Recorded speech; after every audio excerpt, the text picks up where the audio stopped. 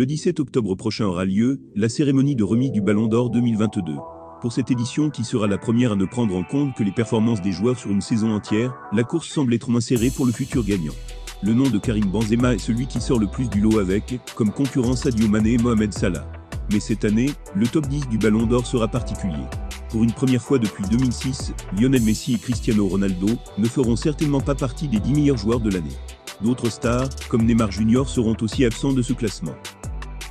Avant de commencer, n'oubliez pas de liker et commenter cette vidéo, si vous aimez, et de vous abonner à la chaîne. C'est parti! Dans le top 10 on retrouve donc Phil Foden.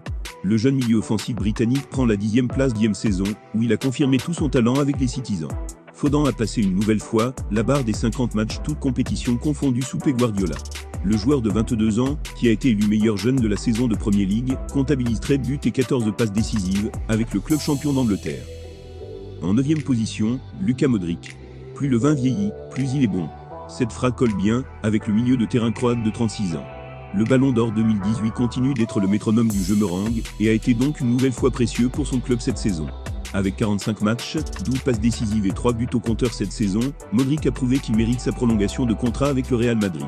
Sa superbe passe de l'extérieur du pied pour Rodrigo contre Chelsea en quart de finale retour de la Ligue des Champions aura été l'une des plus belles actions de cette saison. Thibaut Courtois occupe la 8e position de cette liste. Le gardien belge a été aussi l'un des grands protagonistes du succès du Real Madrid cette saison. Si les Merengues pouvaient compter à chaque fois sur leurs atouts offensifs, ils ont aussi eu la chance d'avoir un très grand gardien dans les buts. Courtois a été aussi précieux pour le club madrilène que Karim Benzema, car ses super arrêts auront été très décisifs.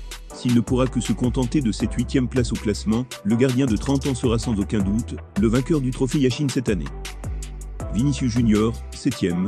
La saison 2021-2022 aura été la meilleure du numéro 20 madrilène depuis son arrivée en Europe.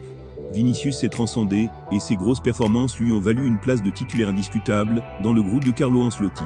Et pour la première fois dans sa carrière, le jeune ailier brésilien de 21 ans a terminé la saison en comptabilisant 22 buts et 7 passes décisives en 52 matchs toutes compétitions confondues.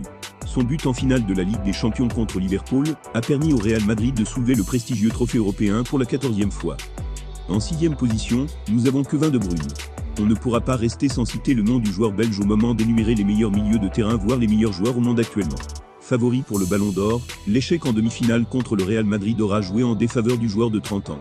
Pour sa 7e saison avec les Citizens, De Bruyne a totalisé 21 buts et 17 passes décisives, et a terminé champion d'Angleterre avec Manchester City. En 5e position, Kylian Mbappé. C'est le joueur avec la plus grosse valeur marchande au monde actuellement. Il a longuement suscité l'intérêt du Real Madrid pour son grand talent et ses prouesses.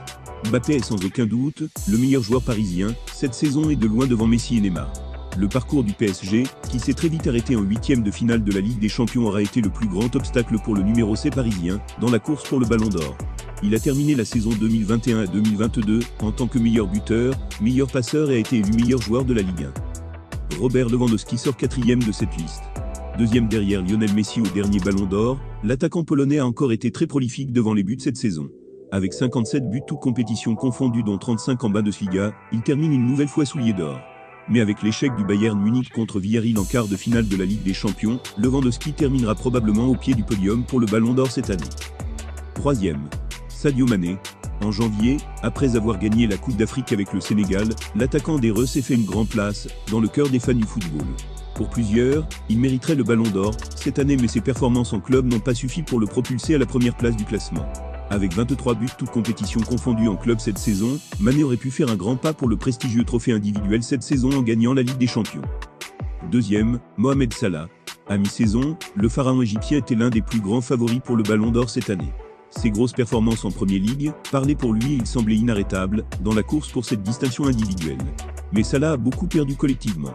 S'il a terminé co-meilleur buteur de Premier League et élu meilleur joueur de la saison par ses pairs, les échecs en finale de la CAN et de la Ligue des Champions, le titre de Premier League manqué, puis l'élimination pour la qualification à la Coupe du Monde, auront bloqué le numéro 10 des Reds. Et enfin en tête de liste, nous avons Karim Benzema. Dans une nouvelle dimension depuis le départ de Cristiano Ronaldo, le numéro 9 madrilène a été époustouflant cette saison. Il a réussi à sortir son club des situations difficiles en championnat, mais surtout en Ligue des Champions, où il aura notamment marqué les esprits à plusieurs reprises. Avec 44 buts toutes compétitions confondues, dont 15 en Ligue des Champions, Benzema fait pratiquement l'unanimité pour gagner le Ballon d'Or cette année.